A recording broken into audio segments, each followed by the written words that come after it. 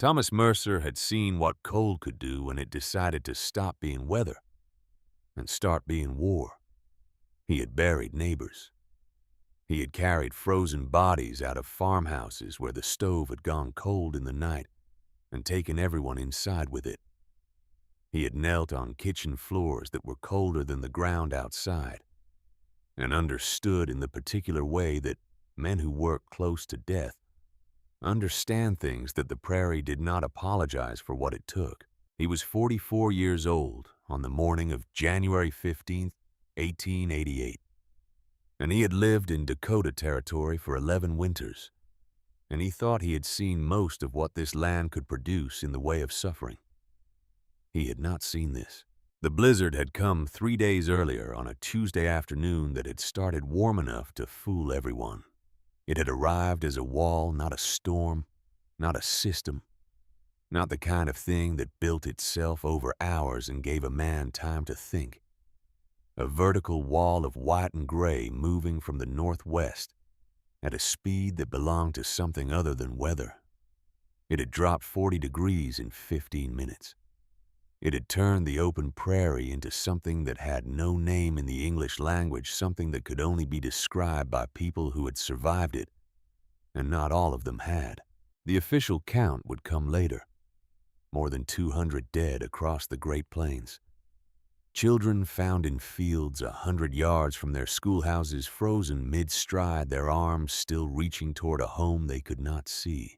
Families huddled in corners of farmhouses where the stove had failed on the first night, and there was nothing left to burn by the second. Mercer had been riding since before sunrise. He led 6 men through a landscape that looked like the surface of another world, featureless and white, and absolutely still in the way that only devastated places are still. Snow had buried fence posts. Snow had buried barns. In some places, the drifts rose above a man on horseback. They had stopped at 7 homesteads before the one at the edge of the Vogel claim. At the first, they found a family alive but destroyed. The father had lost 3 fingers to frostbite. The children were wrapped in curtains because all the blankets had been used to stuff gaps in the walls. At the second, they found a woman frozen on her kitchen floor, with her youngest child still in her arms. The iron stove in the corner stood cold as a monument. At the 3rd homestead and the 4th and the 5th variations on the same story. Iron stoves that had run out of fuel. Furniture burned. Floorboards pried up and fed to fires that bought hours but not days. People alive because they had found something else to burn, and people not alive because they had run out of things. Mercer knew the Vogel claim. Everyone in Freeman knew about it in the way that small communities know about things that make them uncomfortable. A 63-year-old widow who had arrived the previous August in a wagon that looked like it might not survive another 10 miles. A nephew, 28 years old, quiet in a way that suggested he had learned early that speaking rarely changed anything. A brown dog that went everywhere with them. And the woman herself, Elsa Vogel, with white hair, pulled back from a face that had the particular quality of someone who had already decided something and was no longer interested in being argued out of it. The land agent, Roland Voss, had written in his official report that their survival prospects were none. He had recommended the claim be reassigned by spring. That had been 5 months ago. Now, Mercer approached the tar paper shack through snow that came up past his horse's belly in places.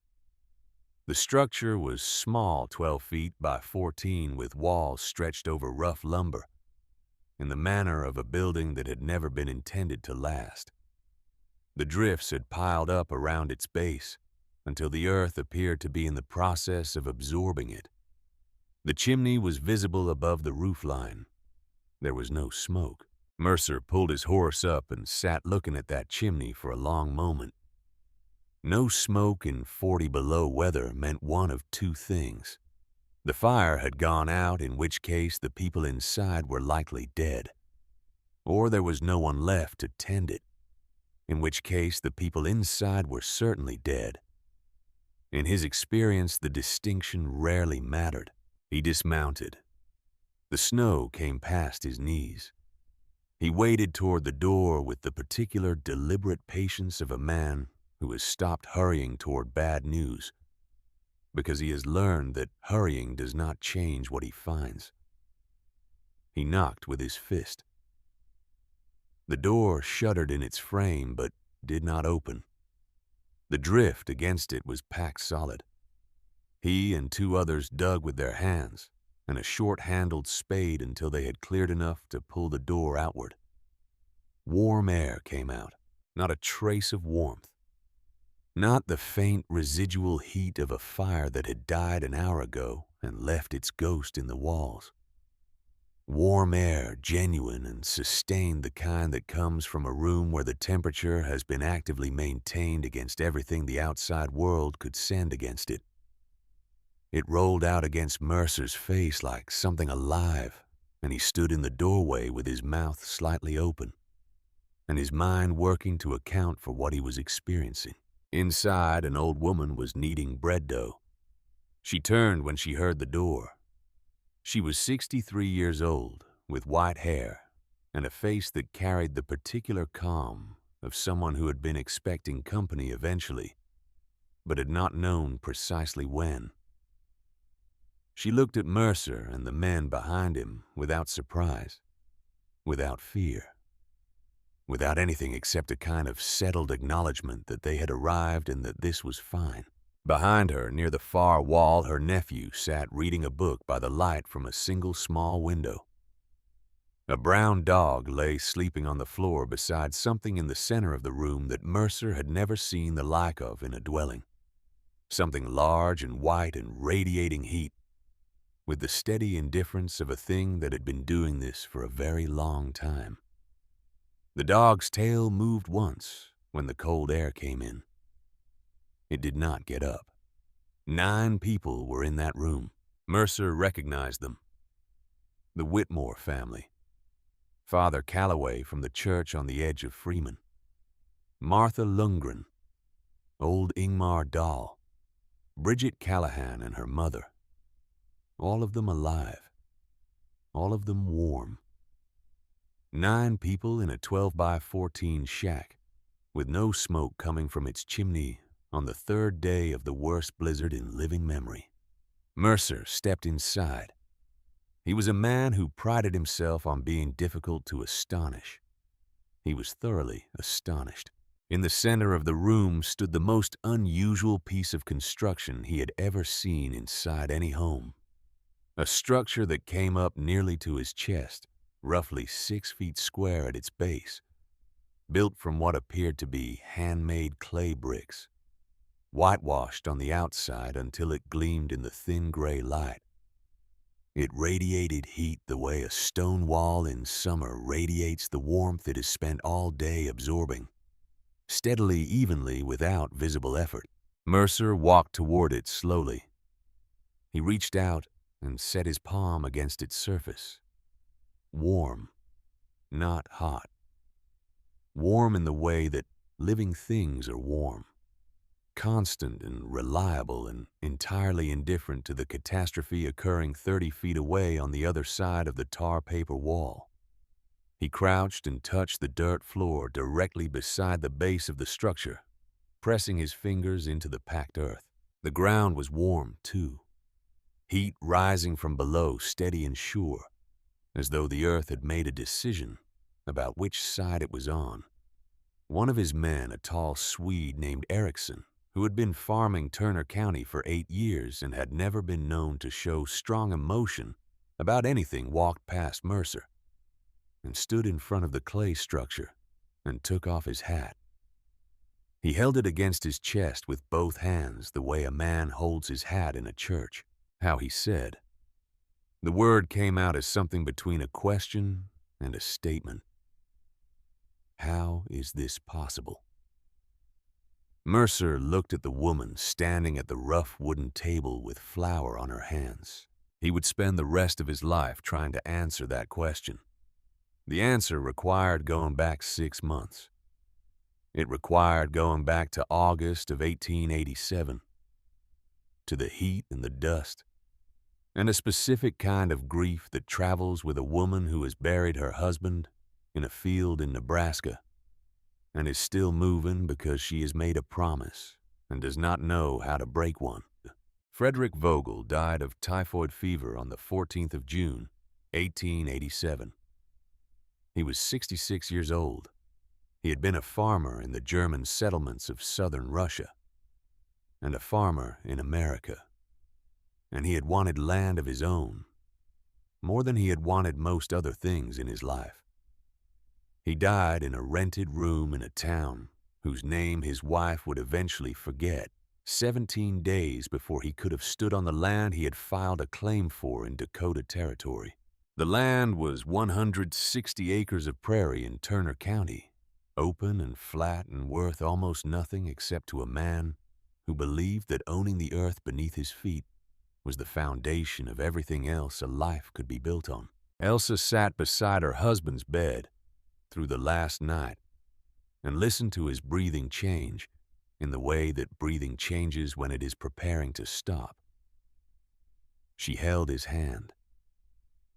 She did not cry because crying was something she had learned early to do privately in the particular German-Russian way of her people who express grief through work, rather than through sound. In the hour before dawn, when the breathing had become very shallow, Frederick opened his eyes and looked at her with the clarity that sometimes comes at the end of things. He said to her, "Do not let what is in the notebook die." She knew which notebook he meant. There was only one notebook that mattered. It had been in the canvas bag under the wagon seat for 3,000 miles, wrapped in oilcloth against moisture, and handled so many times that the leather cover had gone soft as cloth. The handwriting inside belonged to Elsa's great-grandmother, Marta Brandt, who had been born in a German settlement on the Ukrainian steppe and had lived there for 72 years, and had spent those years accumulating and refining and writing down what she knew about surviving winters that the American prairie had not yet thought to equal. Frederick died before sunrise.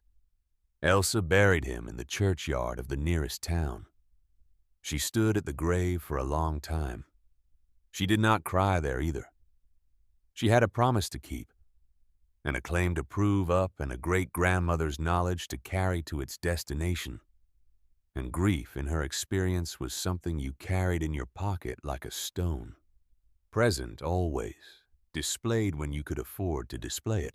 She arrived in Freeman, Dakota Territory in the first week of August 1887. She had with her $43 in American currency, which represented the remainder of everything she and Frederick had accumulated over 40 years of farming. She had a wagon that made sounds suggesting it had made its last long journey and was now willing to stop. She had her nephew Stephen, her sister's son, 28 years old and built lean and quiet, who had come with her from Nebraska because she was the only family he had left, and because when Elsa Vogel decided something, the people who loved her tended to stop arguing and start packing. She had Copper, the brown dog they had found abandoned beside a road in Kansas, thin as paper, and looking at them with eyes that had already decided they were trustworthy.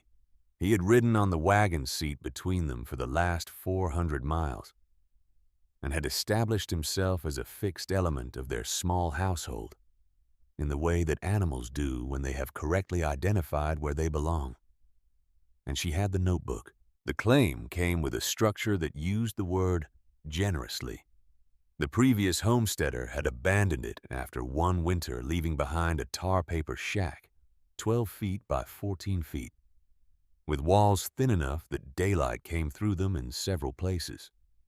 A cracked iron stove sat in one corner with the expression, "If stoves could have expressions of something that had been angry for a long time." The floor was packed dirt. A single window was covered with greased paper in place of glass. The nearest timber was 40 miles away. The nearest coal was available at the Freeman supply store, at a price that would consume their remaining funds in approximately 6 weeks. Stefan walked around the outside of the shack once and came back to where Elsa was standing and looked at her. She was already looking at the walls. She was already measuring something that he could not see. On their third day, the land agent came. Roland Voss was 52 years old. He wore a coat that had never been dirty. He moved through the world with the assurance of a man who had never had occasion to think very carefully about staying warm, because warmth had always been available to him in the way that things are available to people who have never had to arrange them for themselves. He rode a good horse and carried a leather notebook and looked at people the way an assessor looks at property, with the practiced neutrality of someone calculating a value he has probably already decided on. He walked around the shack once. He looked at the cracked stove. He looked at the greased paper window. He looked at Elsa, 63 years old, her white hair covered by a dark shawl, standing in the yard of a homestead that he had already mentally categorized before he dismounted. He wrote something in his leather notebook. Survival prospects, he said. None. He said it in the tone of a man reading the weather. He said he would recommend the claim be reassigned by spring, as it was evident that the current occupants lacked the resources and the capacity to winter on unimproved land of this character. What Roland Voss did not say, what Elsa would not learn until much later, through the particular way that truth moves through small communities over time, was that he had other reasons for wanting the claim available by spring. A rancher from Sioux Falls had already inquired, had already expressed willingness to pay a finder's consideration if the land became available, had already made it clear that two people with $43 and a cracked stove were an obstacle that he expected Voss to help remove by the efficient mechanism of bureaucratic prediction. Survival prospects, none. Written in official ink, meaning what it meant. Stefan said nothing. He had learned in his 28 years that certain arguments were concluded before they began. But Elsa stepped forward. She was 63 years old, and she had buried a husband and traveled 3,000 miles, and she was standing in a yard in Dakota Territory with $43 and a canvas bag and a promise to keep. And she looked at Roland Voss with the expression she had been wearing in one version or another since the morning after Frederick died. "We will be here in this spring," she said. Her English was careful. Each word was placed with the precision of someone working in a language that was not her first, but that she had decided to be competent in. "We will be here in every spring after that." Voss looked at her for a moment. Then he smiled in the way that men of his particular type smile at people they have already written off. "We shall see," he said. He rode away. That night, after Stefan had gone to sleep and Copper had arranged himself at the foot of the blankets, where he always slept, Elsa sat on the dirt floor of the tar paper shack and opened her great-grandmother's notebook. The leather cover was cracked. The pages were yellowed and soft from decades of handling from the hands of Marta Brandt on the Ukrainian steppe, and from the hands of the women who had held it after her, and from Elsa's own hands across 40 years of keeping it close. The handwriting inside was precise and clear. The hand of a woman who had believed that what she knew was worth writing down carefully, because someday someone would need it. Marta Brandt had been born into one of the German colonies established on the Ukrainian steppe under Catherine the Great. The colonists had arrived from Germany with the heating practices of their homeland, iron stoves and wood fires, and they had discovered quickly that the Ukrainian winter had no particular respect for German tradition. What worked, what had been worked out over centuries by the people of the Russian steppe, was something different entirely.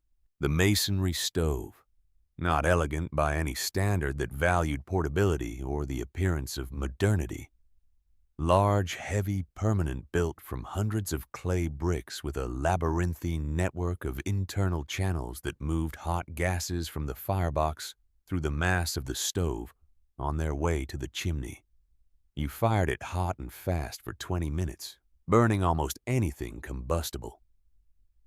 The heat from those 20 minutes traveled through the channels and heated hundreds of pounds of dense clay before it reached the chimney. The fire went out. The clay did not cool for 20 hours. It released that stored heat slowly and steadily into the room, warming the floor, warming the air at the level where people actually lived, requiring no tending. No additional fuel. Nothing except the original 20 minutes of burning.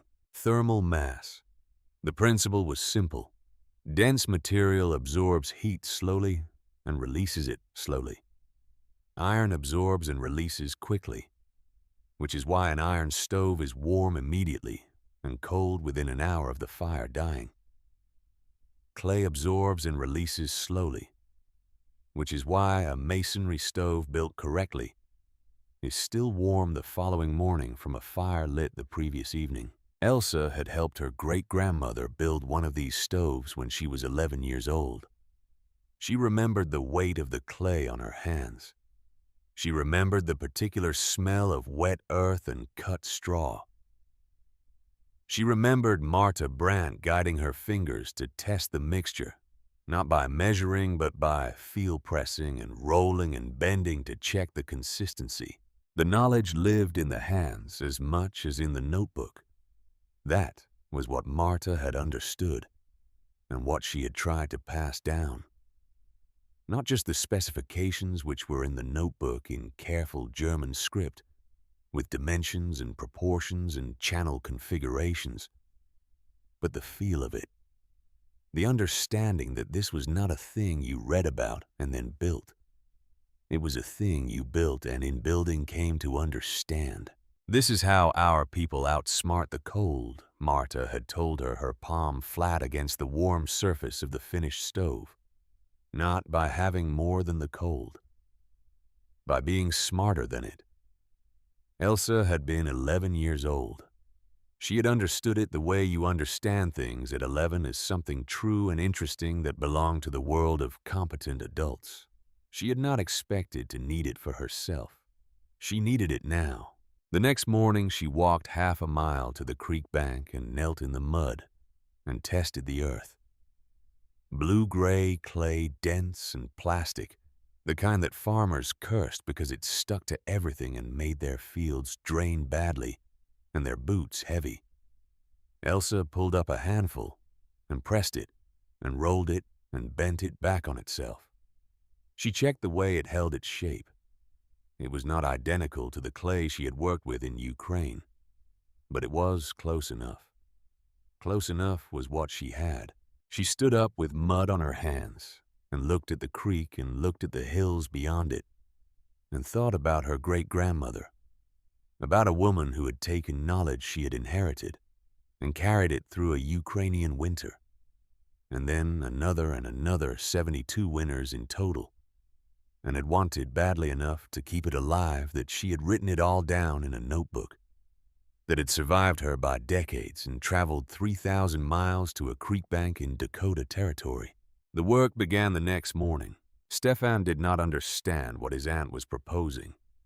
He was a practical young man who trusted things that could be verified, and the things he could verify about Dakota winters suggested strongly that they needed wood or coal, one or the other, in quantities they did not have the money to purchase. Clay stoves existed in an old notebook and in his aunt's memory. Iron stoves existed in every house in Freeman. He could see the iron stoves. He could touch them. He understood how they worked, but he had no better idea. And his aunt had the expression she always had when she had already decided something. The expression that reminded him of the way certain rivers look in spring quiet on the surface and moving with complete and unstoppable purpose underneath. So he picked up a bucket and walked to the creek bank and started digging. He dug clay for 2 hours every morning and 2 hours every evening. He carried it back to the shack in buckets that were heavier than they looked. Elsa mixed it with straw she cut from the prairie grass, and with dried manure she collected from the field behind the shack ingredients that would have seemed improbable to anyone watching, but that produced in the right proportions a brick material that was dense and durable and capable of surviving the repeated heating and cooling of a working stove. She built wooden molds from scrap lumber she found at the edge of the claim. She cast the bricks one by one, pressing the mixed clay into the molds with her hands and tapping out the air pockets the way Marta had shown her. She laid them out in rows in the August sun to dry. The rows grew longer each week. By mid-September, they covered most of the yard. Copper watched all of this with the calm interest of a dog who has decided to trust his people completely and therefore finds their activities informative rather than alarming. He lay in the shade of the growing brick rows during the hottest part of the day. He walked beside Stefan on the trips to and from the creek.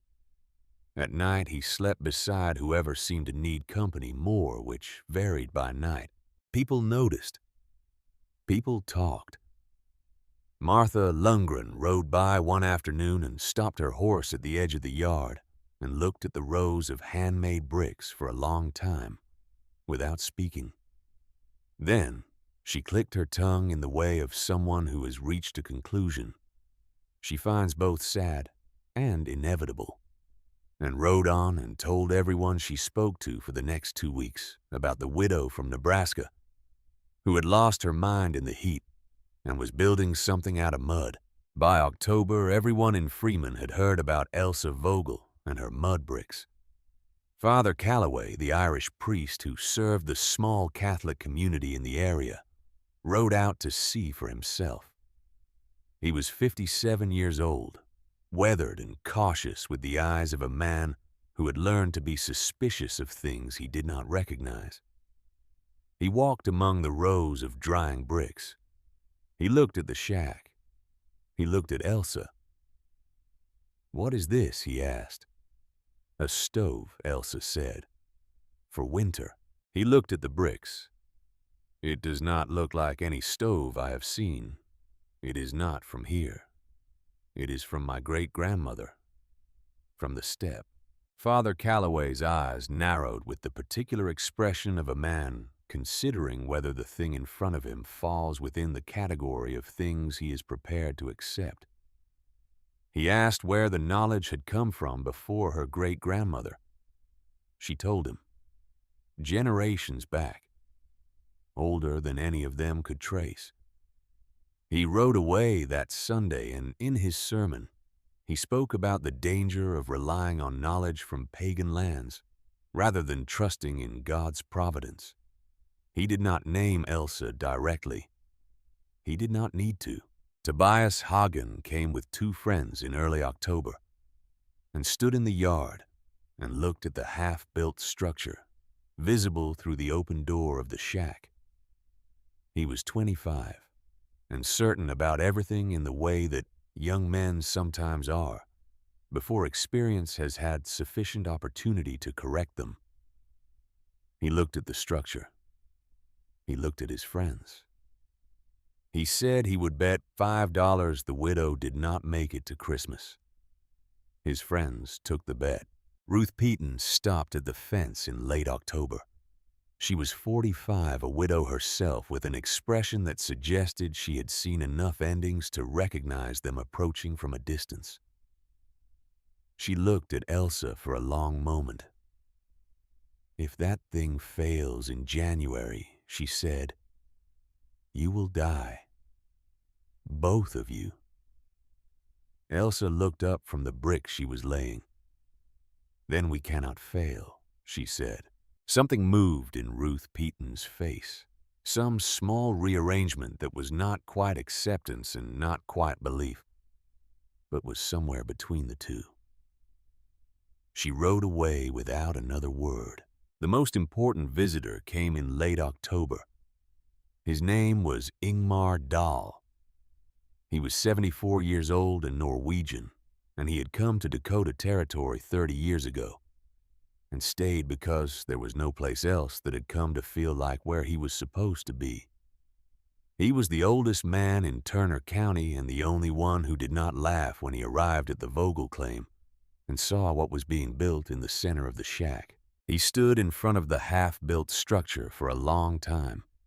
His eyes moved over the brickwork and the channel openings and the proportions of the firebox with a kind of recognition that Elsa had not expected to see on any face in Dakota Territory. "I saw one of these," he said finally, "in Norway, 50 years ago, before I came to America. An old man had built one. They called it a Russian stove." Elsa felt something shift in her chest. It was the first time since Nebraska that she had felt it. The particular relief of being understood.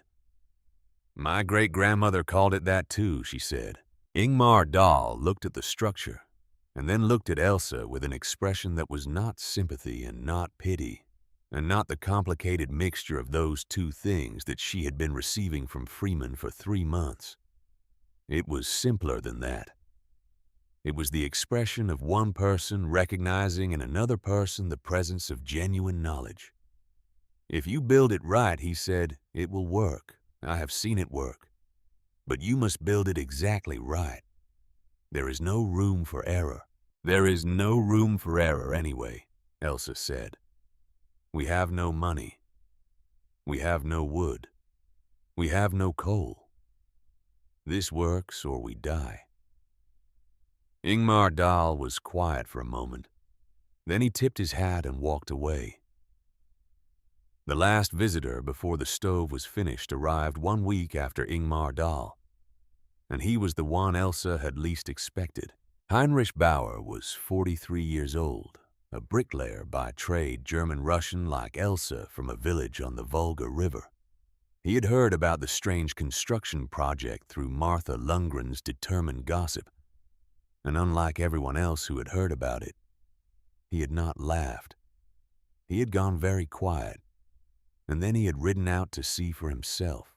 He stood in front of the half-built stove for a long time. His eyes moved over the brickwork with the attention of a craftsman who is reading a structure the way other people read text. Then he turned to Elsa. "Where did you get these plans?" he said. His voice was careful. "From my great-grandmother, Marta Brandt."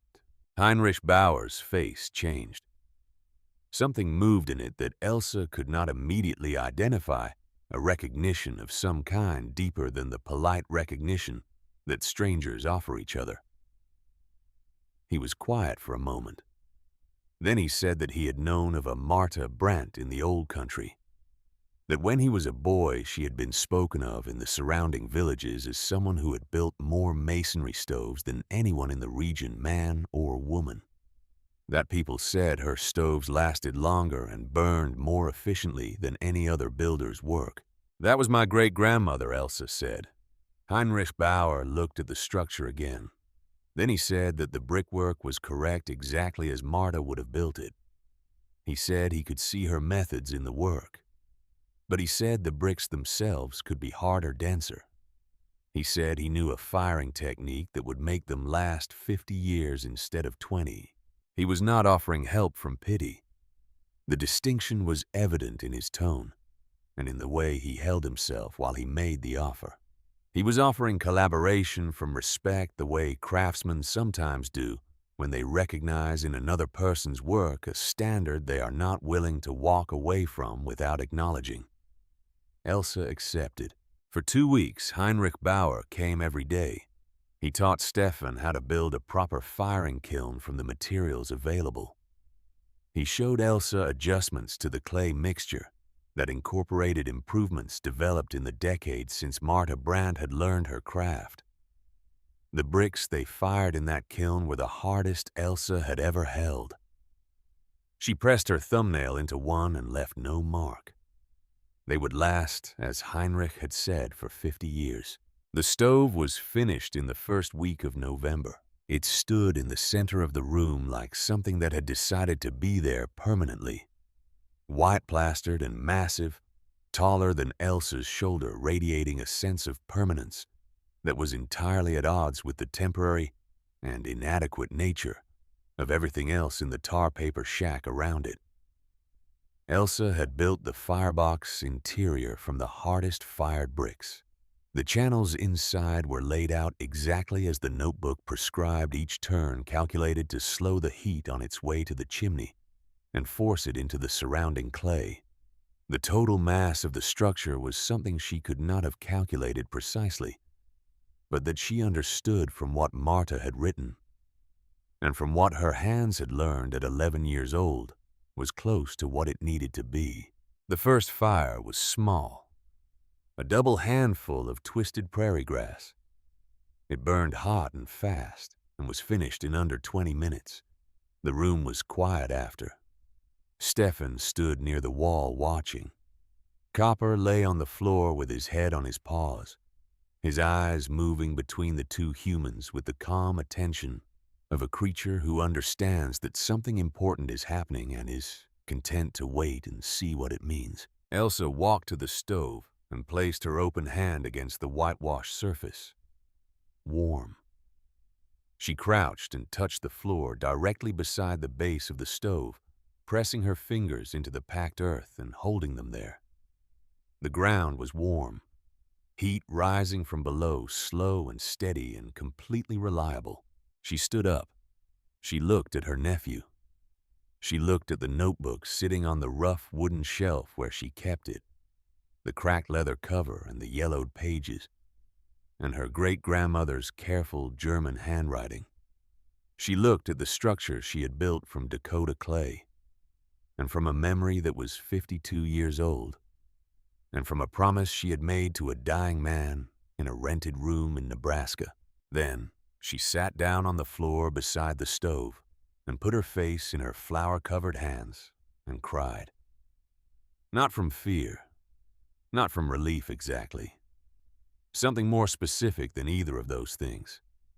The particular emotion of a person who has carried something a very long way, not knowing with complete certainty whether it would still be intact when they arrived, and who has just discovered that it is. Her great-grandmother had told her the truth. Across an ocean, and across 52 years, and across 3,000 miles of American prairie, the truth had arrived undamaged. The floor was warm. Outside, the November wind moved across the Dakota hills with its customary indifference. Inside the tar paper shack, the clay held what it had been given, and gave it back steadily. The way things do when they have been built correctly by someone who learned from someone who learned from someone, generation after generation. The knowledge traveling forward through time. In the only way knowledge actually travels from one pair of hands to another, from one voice to another ear, from one winter to the next. Roland Voss, riding past on the county road at dusk, saw the faint glow through the greased paper window.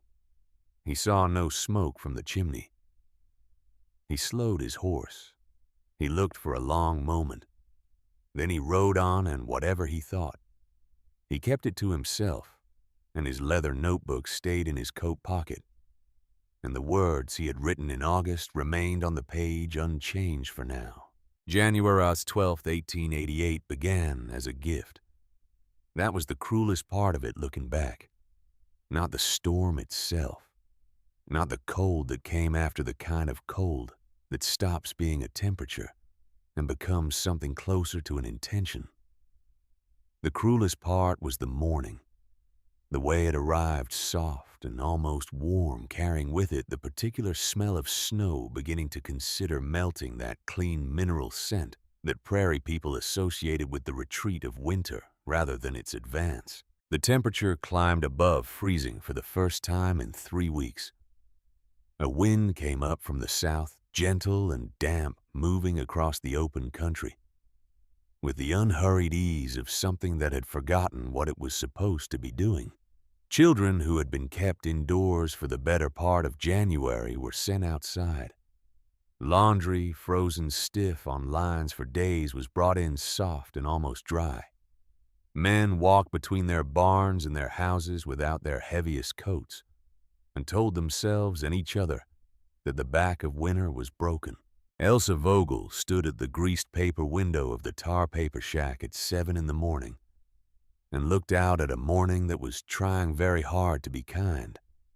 And she felt what everyone in Turner County felt that day, the particular loosening of a tension that has been held so long. It has become indistinguishable from the body itself. Not complete relief.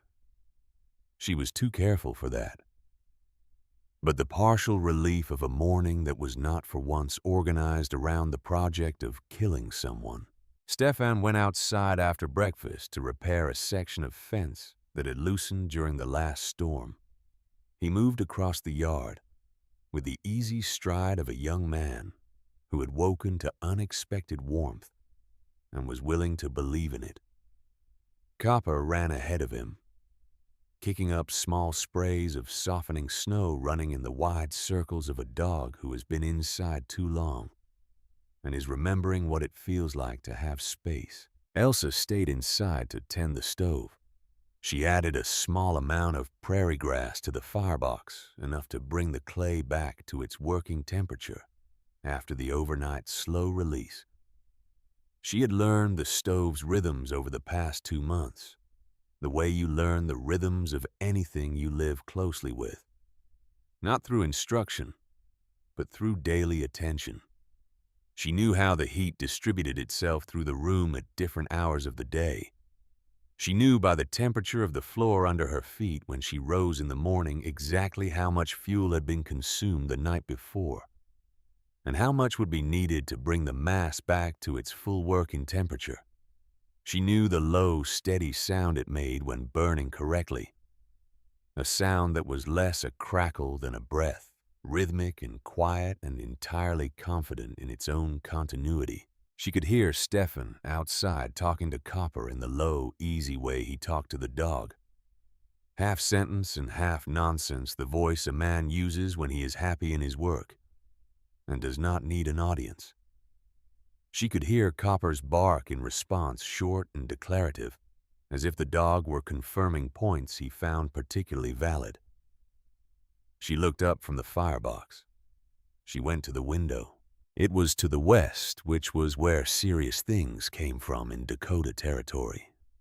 Always from the west, always from the northwest, arriving from the open country, where there was nothing between the thing and you for a very long distance. It was not a cloud. Clouds built themselves over time. They showed you their intentions. They gave a man the opportunity to look at the sky and make a decision before anything happened. What Elsa saw through the greased paper was not a cloud. It was a wall. A vertical wall of white and gray that went from the surface of the ground to the top of the visible sky, solid and opaque. And it was moving eastward at a speed that belonged to something more deliberate than weather.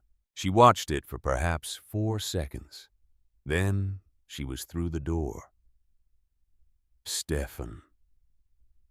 The word went out of her and the wind took it immediately, pressed it down toward the frozen ground, and scattered it before it had traveled 10 feet. The air had changed completely in the time it took her to cross the room and open the door. The southern warmth was gone. In its place was something from the northwest that had no patience and no temperature that a human body could accommodate. She did not call again. She had already thought about this. In November, after reading a newspaper account she had found lining a shelf in the shack. When they arrived, an account of a farmer in Minnesota who had died on the open ground between his house and his barn during a whiteout, disoriented in the featureless white, walking in the wrong direction with complete confidence until he could no longer walk at all. She had nailed a coil of rope to the doorframe, 30 feet of hemp rope purchased at the Freeman Supply Store on a supply run in September, costing 37 cents that she had counted out carefully because 37 cents was a number with weight when you had $43 to begin with. She took the rope from its nail. She tied one end to the door handle with a knot she had made and remade until she knew she could make it in the dark with cold hands. She wrapped the other end twice around her left wrist and knotted it. Then she walked into the white. The wall reached her before she had taken 6 steps from the door. It did not arrive gradually. It arrived the way certain things arrive all at once, the way a door closes or a mind changes with the completeness of something that has decided. One moment she could see the yard and the fence line and Stefan's back 40 feet away near the post he had been working on. The next moment she could see nothing except white. Not reduced visibility, not poor visibility. The complete and total replacement of everything that had been visible with a single color that was not quite a color. The absence of all reference, the removal of direction itself. The temperature dropped 40 degrees in what she would later estimate was less than 15 minutes. She knew this not by any instrument but by what happened to her face, which went from cold to painful, to something beyond painful. That she did not have a name for a sensation that suggested her skin was being informed that its current arrangement was no longer viable. She moved with her right arm extended, sweeping back and forth, the rope uncoiling behind her as she walked. She counted steps. 5. 10. She could hear the wind, but could no longer hear Stefan. She could not hear Copper. She turned slightly to the left, toward where the fence line had been, toward where Stefan had been standing. 15 steps. 20. Then she heard something. Not a voice. Something smaller than a voice at the very bottom of what was audible beneath the sound of the wind. A sound you heard with something other than your ears. She turned toward it. 7 steps in that direction. Her sweeping right hand found something warm. Copper had found Stefan before she did.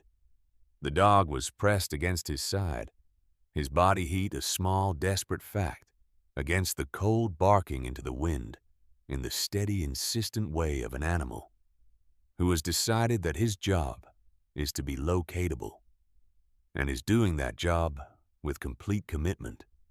Stefan had gone down on one knee. His face was gray. Ice was forming on his eyebrows and on the fabric across his shoulders. He had been in the open for perhaps 3 minutes. Elsa grabbed his arm and said nothing because there was nothing useful to say. She pulled. He found his feet. She put his right hand on the rope and pointed, and he understood. And they came back hand over hand, the rope, the only fixed thing in a world that had lost all other fixed things. Copper pressed against Stefan's legs, the 3 of them moving through the white, with the concentrated purposefulness of people who have reduced their situation to a single fact. The door was at the end of the rope. Everything else could wait. The door appeared when they were close enough to touch the frame. Elsa got it open. Stefan fell inside. Copper went through in the gap between his legs. Elsa pulled the door shut against the wind and fell against it and stayed there with her back against the wood, breathing. The stove was there. The floor was warm beneath her feet. Outside, the wind hit the tar paper walls with a sound like something that had been waiting all year for exactly this opportunity and was now making the most of it. Elsa pushed herself off the door and looked at Stefan. He was sitting on the floor with his back against the wall, scraping ice from his eyebrows with the back of his hand. His color was coming back. His hands were shaking, but his eyes were clear. Copper sat beside him with his chin on Stefan's knee, looking up at him with the calm authority of a dog who has just done something important and is waiting for appropriate acknowledgement. Stefan looked at his aunt. He looked at the rope still tied to her wrist. He looked at the stove. He did not say anything. He did not need to. That was the beginning of the first night. The temperature outside fell through the afternoon and into the evening, with the steady, remorseless efficiency of something that had made a plan and was executing it. By midnight, it was 20 below zero Fahrenheit. By 3 in the morning, it was 30 below. By dawn of the second day, it had reached 40 below with winds that the Weather Service would later calculate at 50 miles per hour, producing a wind chill of nearly 90 degrees below zero.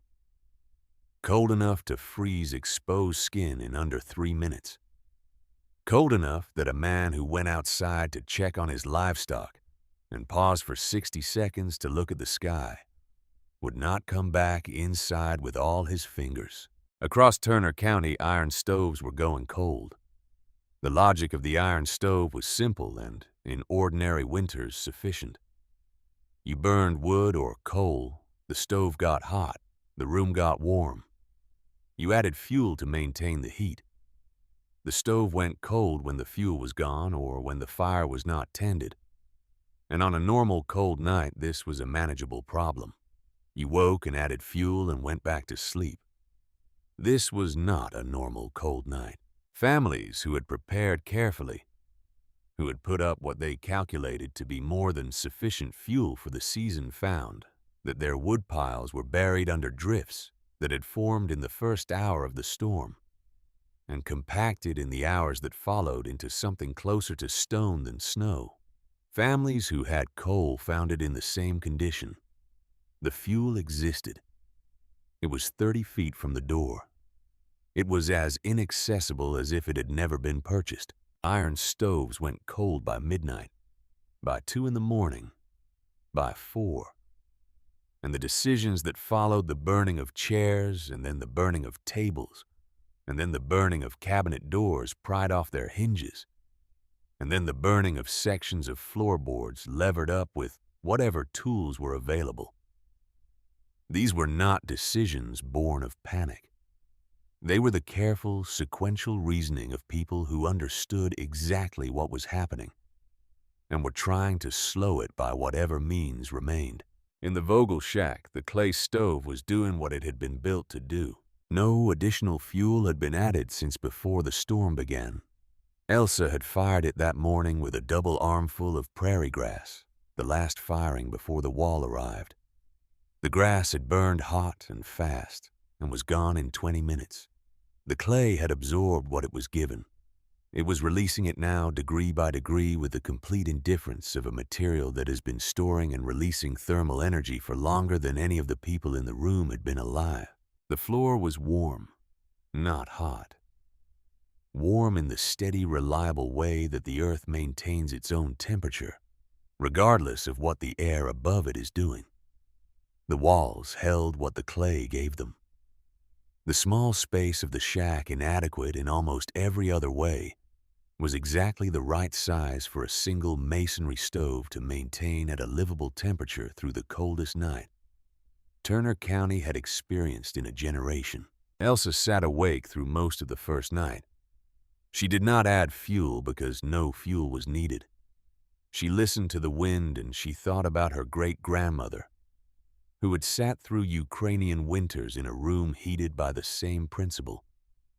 And she thought about the continuity of that, the straight line from Marta Brandt's hands to her own hands, the knowledge traveling forward through time without losing anything essential, arriving intact on the Dakota prairie in the body of a 63-year-old widow who had $43 and a cracked wagon and a promise to keep. The knock came at noon on the second day. Elsa heard it above the sound of the wind, which was still running at full force, horizontal and relentless. She moved to the door and opened it against the pressure of the drift that had built against it overnight. Gerald Whitmore stood in the white. She almost did not recognize him. He was 54 years old and a large man, broad through the shoulders, built on the general principle of the Dakota landscape itself. Substantial and weathered and accustomed to being the most physically capable person in any situation. he found himself in. She had seen him this way in August. She had seen him again in September when he rode past the yard and looked at her brick rows with the politely concealed skepticism of a man who has 16 years of local experience and has already concluded that the thing in front of him is a mistake. The man standing at her door was not that man, or he was that man with everything removed that had made him recognizable as himself. His face was gray beneath the frost that had formed on his beard and his eyebrows. His coat was packed with snow that had compacted against the fabric. His eyes had the particular quality of a man who has been frightened beyond the capacity to pretend otherwise, and who has made his peace with no longer pretending. Elsa stepped back from the door. She did not say anything because there was nothing that needed to be said. He came inside. He sat down on the floor near the stove without being invited to sit. He put his hands out toward its warmth. He said nothing for a long time. Then he told her. 12 cords of hardwood, split and stacked along the south side of his barn over the course of the summer. The most fuel he had ever stored going into a winter more than any calculation he had ever made suggested he would need. He had spent 3 days splitting in July and 4 days stacking, and he had stood back and looked at it and felt the particular satisfaction of a man who has done what needs to be done and done it well.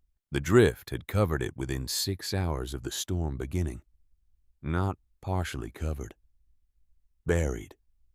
Completely and absolutely buried under packed snow and ice that had formed in layers as the wind drove it against the wood and the barn wall, compacting it into something that a man could stand on and that would not give. 6 feet deep in places. Inaccessible as if it had never existed. The iron stove had gone cold at 3 in the morning of the first night.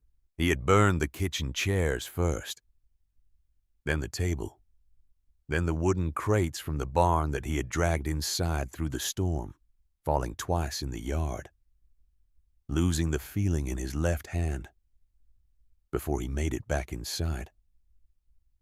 Then the bedroom furniture, then the wooden cabinet that had stood against the far wall of the kitchen since they had arrived in Dakota Territory 12 years ago. Clara's mother's cabinet, carried from Nebraska in a wagon, survived 2 house moves and 1 fire and 11 winters. He had looked at it for 30 seconds, and then he had picked up the crowbar. Sections of floorboard. He said this part quietly. He said it in the tone of a man describing something that cost him more than the words suggest. Clara's hands, he said. He stopped.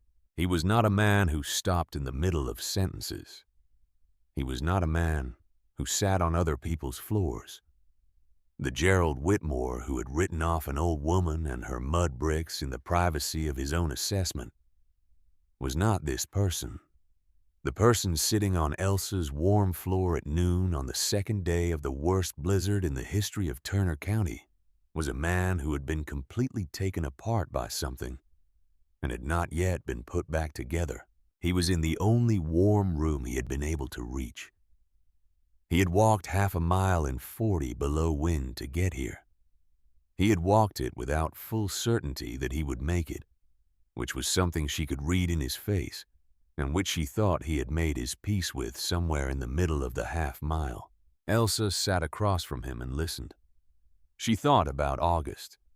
She thought about the particular way he had looked at her brick rows, not unkindly but with the completed certainty of a man who has already filed his conclusion and is only going through the motions of looking. She thought about October and the bundle of twisted grass that had appeared on their doorstep without a note and without a name, because a man like Gerald Whitmore could not quite bring himself to say with words what he was willing to say with a bundle of grass. She thought about all of this, and then she set it aside the way you set down a stone when you no longer need to be carrying it. "Tell me exactly how far your house is," she said, "and tell me which direction." He looked at her. He said she could not go out in there. She was not planning to go out right now, she said. She was planning to go when the wind dropped enough that she could see 20 feet in front of her. She needed to know the distance and the direction before that happened, so that she was ready. He told her, 2 miles. Due north, then a quarter-mile northwest at the second fence line. He described landmarks that would be invisible in the storm, but that she could navigate by compass if she knew where to look for the slight changes in ground elevation that meant she had passed them. He watched her face while he told her this. He was a man who had spent his adult life reading weather and livestock and soil reading the world in the practical way of people who live close to the ground. And he read her face now and understood what he saw there, which was the same thing he had failed to understand in August when he looked at her brick rows. She was not doing arithmetic. She was not calculating risk. She had already decided. Stefan heard all of this from where he sat near the window. When Gerald finished, Stefan stood up. He said that he would go. He said it in the steady tone of a young man who has made a decision and is not requesting a discussion about it. Elsa looked at her nephew. She had looked at a great many people telling her things she intended to do differently in her 63 years. She looked at him the way she had looked at all of them, with the complete attention of someone who has heard the thing being said and has already decided what comes next. She said someone had to keep the fire going. Someone had to keep this room at the temperature it was currently at for the people who were already in it, and for the people who would be coming through the door in the hours ahead. She said she needed a person she trusted completely to do that. Someone who knew the stove's rhythms the way she knew them, someone who had been learning them alongside her for 2 months. She said that was him. Stefan looked at her for a long moment. He understood. He had always been able to read his aunt. Not the words she used, but the thing behind the words, the specific gravity of her intentions. He had been reading it since he was a boy in Nebraska, watching her make decisions that other people did not understand until later. He sat back down. Elsa put on everything warm that remained in the shack. She put on her coat and Stefan's coat over it. She put on 2 pairs of wool socks and her boots, and wrapped strips of cloth over the boots and tied them. She took the compass from the shelf where it lived.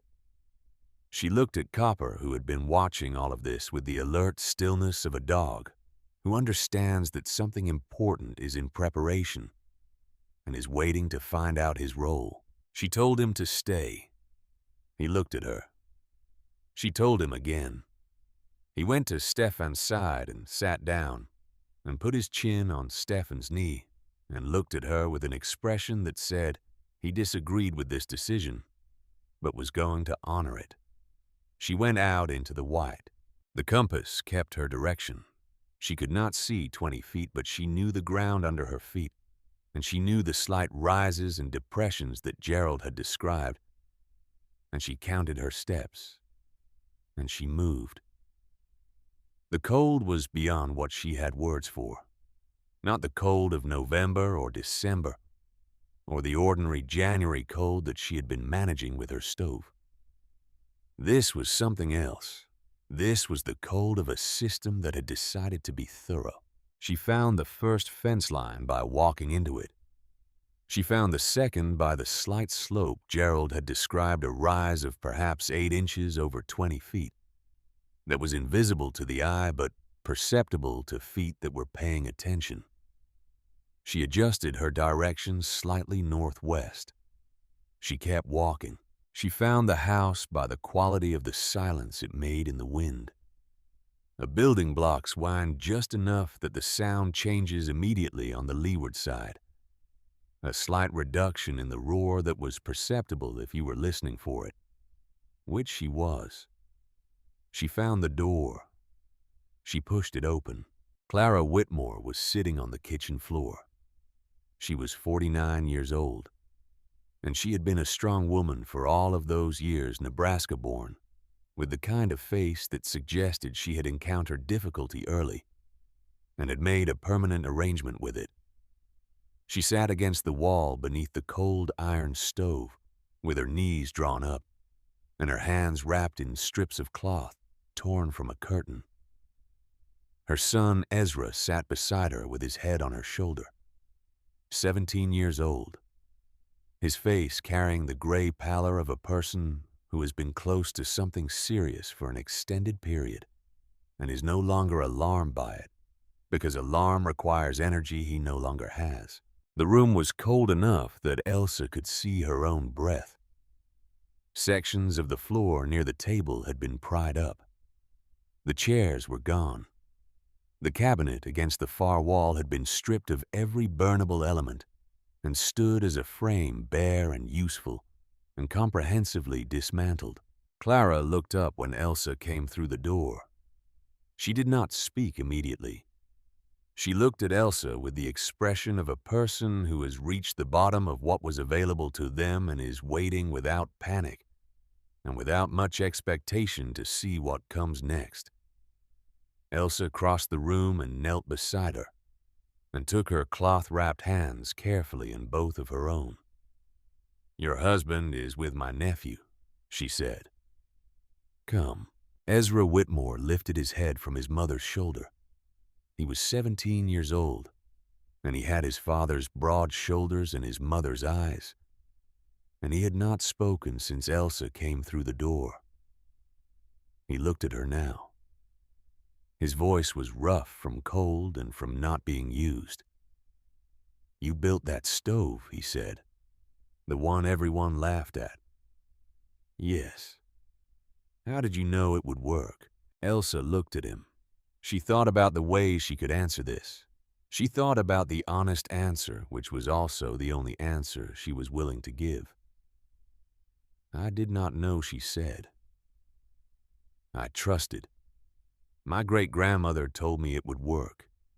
I trusted her more than I trusted my own doubts, more than I trusted what other people told me about what was possible and what was not." Ezra was quiet for a moment. He looked at the cold stove in the corner, at the pried-up sections of floor, at his mother's cloth-wrapped hands. "I want to learn," he said. "I want to know how to build something that does not fail when everything else does." Something passed between them in the cold kitchen.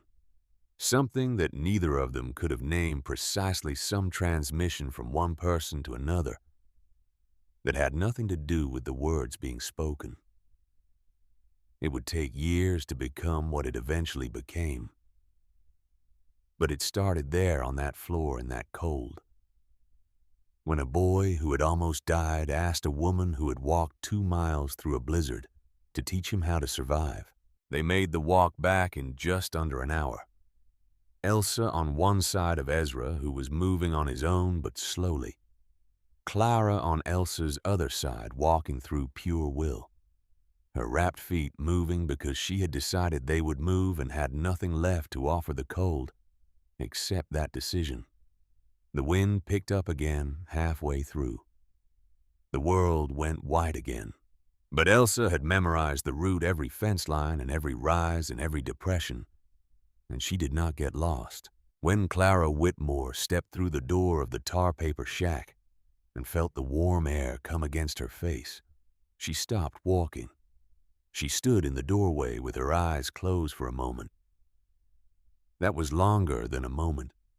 She stood there with the warmth coming against her, and she breathed it in with the expression of a person receiving something they had not permitted themselves to expect. Then she opened her eyes and walked to the stove and placed both of her cloth-wrapped hands against the whitewashed surface and held them there. And she wept. Not quietly. With the particular completeness of someone who has been holding something together through an extended and serious emergency, and has now reached a place where holding it together is no longer required. Gerald Whitmore stood beside the stove and said nothing. He put his hand on his wife's shoulder and stood there. and the expression on his face was not one that Elsa cataloged or analyzed. It was simply the face of a man watching his wife be warm. Ezra sat down on the floor and spread his palms flat against the packed earth, and held them there, feeling the heat rising from the ground itself. "The floor is warm," he said. His voice had the quality of someone saying something they will remember for the rest of their life. That evening, Father Calloway came. He arrived on foot alone, wrapped in everything he owned. His face was white and his lips were blue, and he had been walking for 40 minutes in the kind of cold that did not negotiate. He came through the door and sat down on the warm floor without ceremony, without any of the complicated dignity that men of his position sometimes feel the need to maintain in difficult circumstances. He sat on the floor like everyone else and held his hands toward the stove and said nothing for a long time. Then he looked at Elsa. He looked at her with the eyes of a man who has had 40 minutes of solitary walking in extreme cold to think about something and has arrived at a conclusion.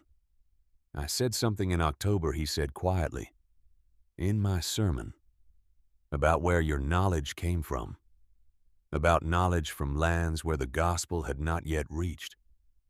He paused. "I suggested it was not from God." Elsa waited. "I was wrong." He set his palm flat on the warm floor. "God has many ways of teaching his children how to survive, sometimes through Scripture, sometimes through the accumulated wisdom of grandmothers who learned from grandmothers who learned from grandmothers going back further than any of us can trace.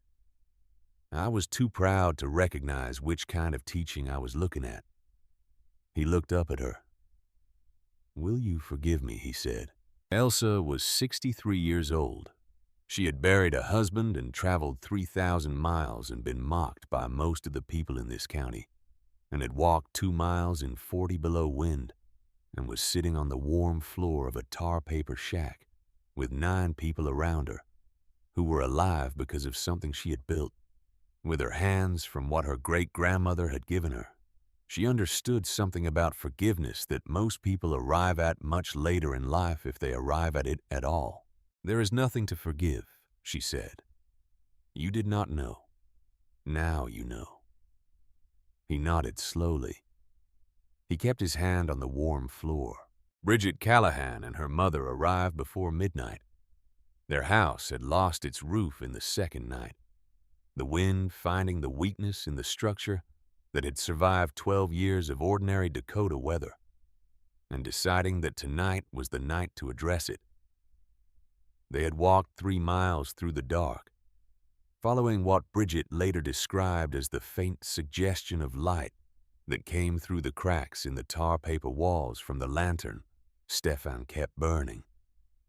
She had followed it the way you follow something you are not certain is real, but have nothing else to navigate by.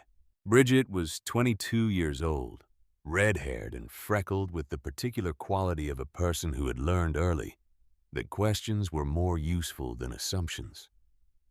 She had been one of the people who came to the claim in September, to look at the brick rows, not to laugh, but to understand, asking questions that Elsa had answered as completely as her English would allow. She had helped carry bricks on 3 occasions, her hands getting muddy without apparent concern, her questions continuing through the work. She came through the door and looked around at the 9 people on the warm floor and at the stove radiating its steady heat. And she sat down without drama and said nothing for several minutes. Then she asked Stefan if he was planning to stay awake all night, or if someone should take a watch. Stefan looked at her. He said he supposed someone should. Bridget said she would take the second watch and that he should sleep when he could. Ingmar Dahl arrived at dawn on the 3rd day. He was 74 years old, and he had come from his claim to the north close enough that he could navigate the route by memory, even in reduced visibility, less than a mile along a path he had walked for 30 years. He came through the door and stood for a moment looking at the 9 people on the warm floor. and at the stove, and at the warmth in the air of the room itself. A warmth he could feel immediately and completely on his face. He walked to the stove. He set his hand against the whitewashed surface and held it there. He did not say that he had known it would work. He did not say anything that had the quality of credit-taking. He simply stood with his hand on the warm clay and looked at Elsa with an expression that was recognition, and something past recognition. The expression of a man who spent 50 years in America, holding on to a memory from Norway, an old man's stove, and a warm room in Bergen, not knowing whether the memory meant anything, and who has just found out that it meant everything. He took off his hat and held it against his chest. Outside, the wind had not stopped. The cold had not broken. The temperature was still 40 below, and the drifts were still chest-high in places. And across Turner County, iron stoves stood cold in rooms where people had burned their furniture and their floors and were now burning whatever remained. Inside the tar paper shack at the edge of the Vogel claim, the clay was doing what clay does, holding what it had been given, releasing it slowly, steadily, without drama, and without exception. The floor was warm. The walls held the heat. 9 people breathed warm air in a 12 by 14 room that had no smoke coming from its chimney, because no fuel was burning, because no fuel was needed. Because a woman who had learned something at 11 years old on a different continent had carried that knowledge 3,000 miles and built it into the ground where she intended to stay. Copper moved between the people on the floor, through the long hours settling beside whoever seemed to need settling beside. He did not sleep. He went from person to person with the systematic attention of an animal who has taken on a responsibility and is not planning to set it down until the situation resolves.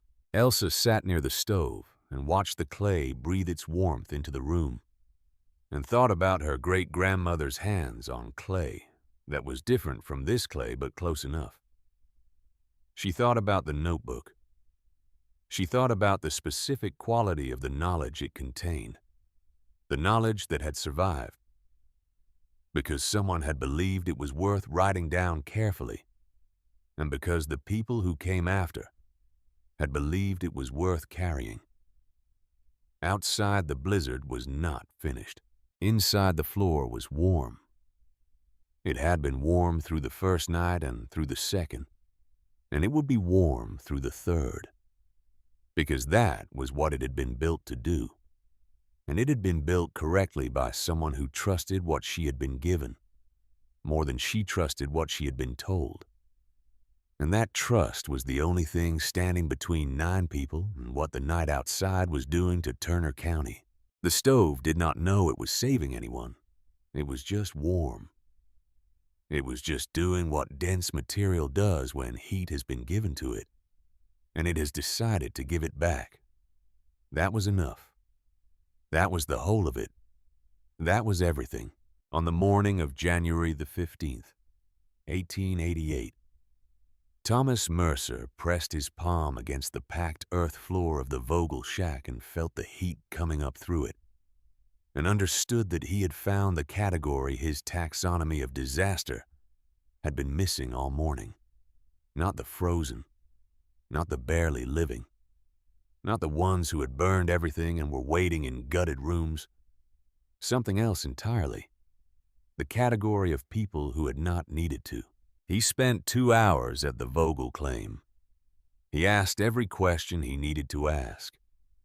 He wrote everything down in the careful, detailed way of a man who understands that what he is recording is not just one incident, but something that other people in other winters will need to know. He asked Elsa how much fuel had been used over 3 days, and she pointed to the bundle of prairie grass in the corner with roughly a third remaining. And he looked at the bundle and looked at the clay structure and wrote that down too. He asked where the knowledge came from. She told him about her great-grandmother, about the Ukrainian steppe and the German settlements and the 300 years of accumulated understanding written into a cracked leather notebook and carried across an ocean and 3,000 miles of American prairie to a tar paper shack in Turner County. Mercer wrote all of it down.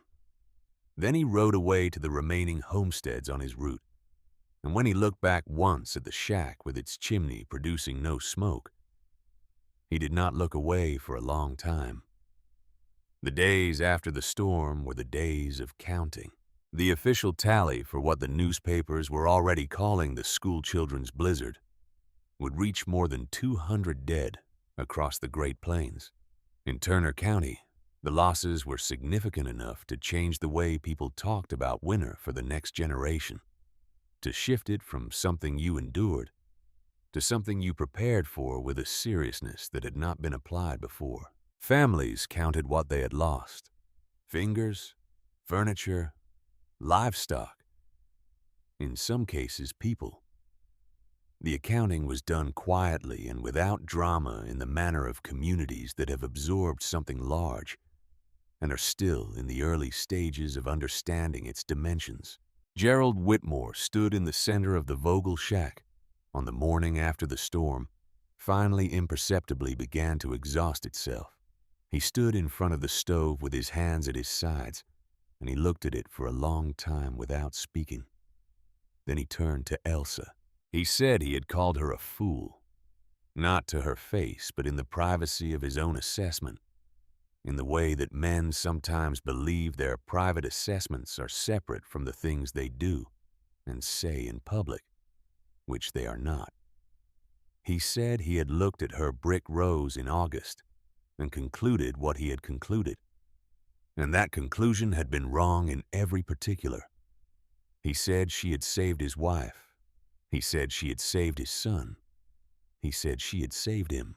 His voice was rough in the way of a man who is not accustomed to saying things of this particular weight, and is discovering that the mechanism for saying them requires more from him than he expected. He said he had nothing to give her in return except the truth. He said the truth was that what she had built worked better than anything he had seen in 16 winters on the Dakota prairie, and that she had built it with her hands and her great-grandmother's words and $43 and nothing else, and that he had stood in her yard in August and decided she was wasting her time.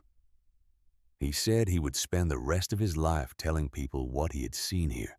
He placed his hand against the warm surface of the stove and held it there for a moment. "I will never doubt you again," he said. The words came out with the weight of something that has been carried a distance and is finally being set down in the right place. Elsa looked at him. She thought about August. She thought about the particular way he had moved through her yard with the brisk efficiency of a man conducting a rapid assessment and reaching a foregone conclusion.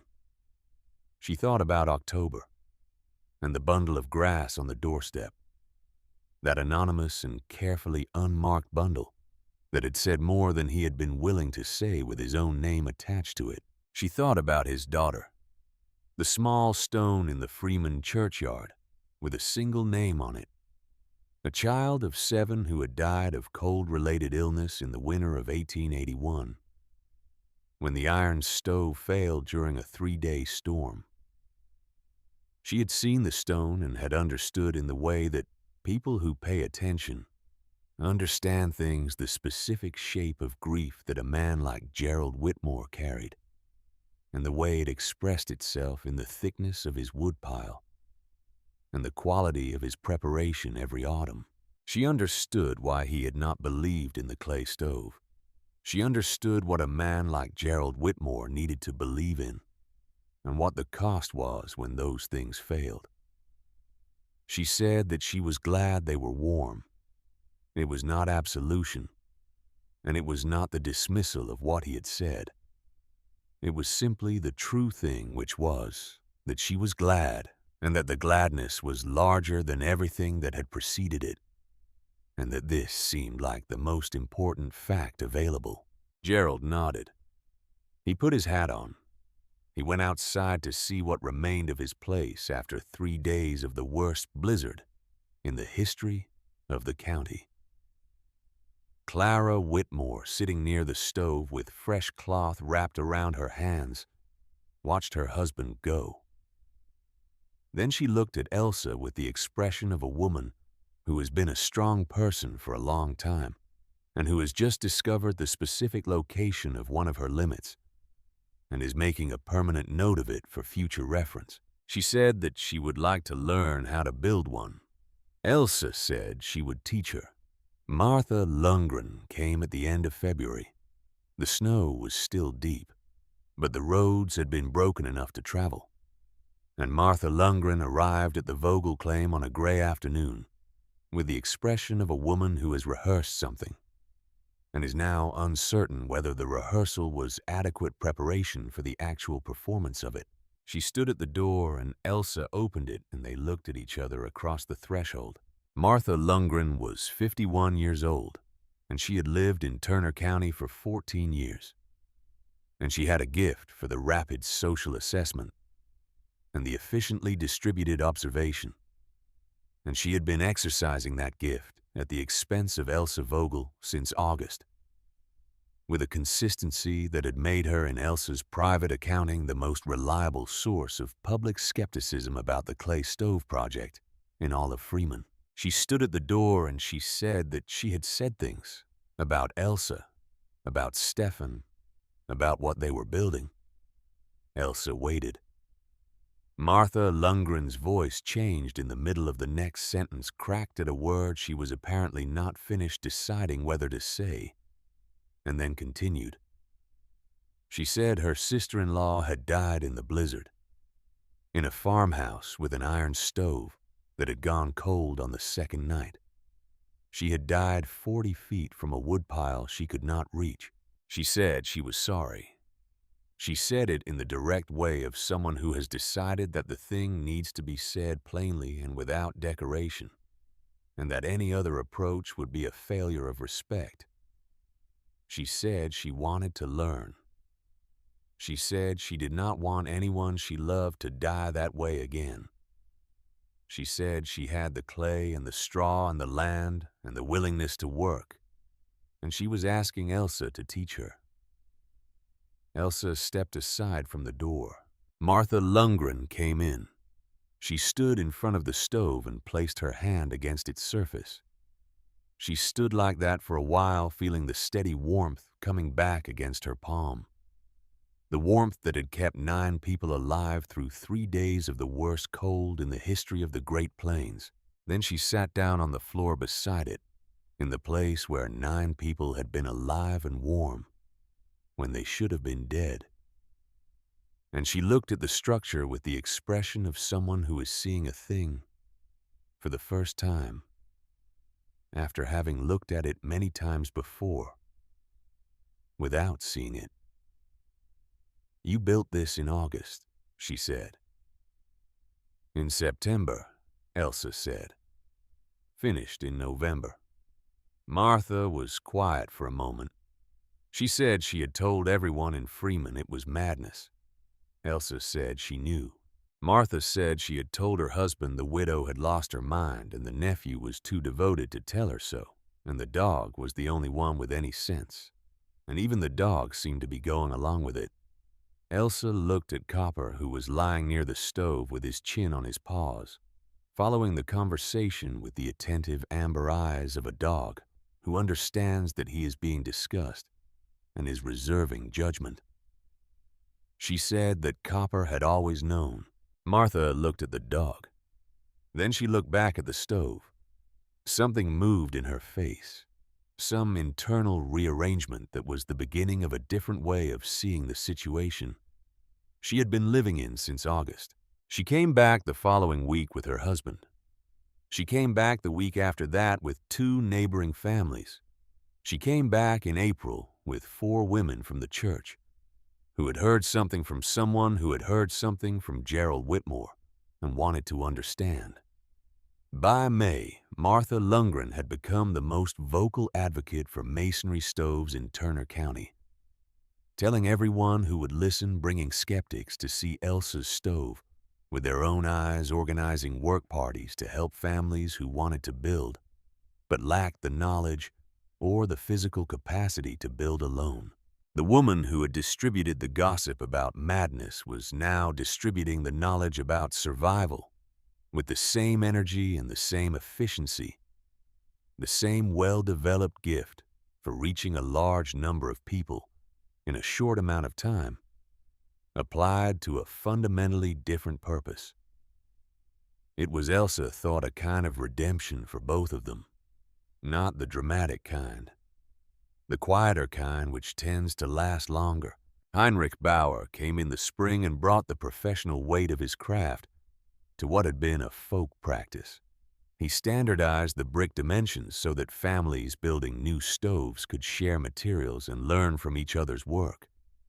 He improved the channel geometry based on what the winter's performance had demonstrated about heat distribution. He trained young men to build the stoves for families who wanted them, but lacked the knowledge or the capacity, creating in Turner County the beginning of a trade that would support those young men and their families for decades.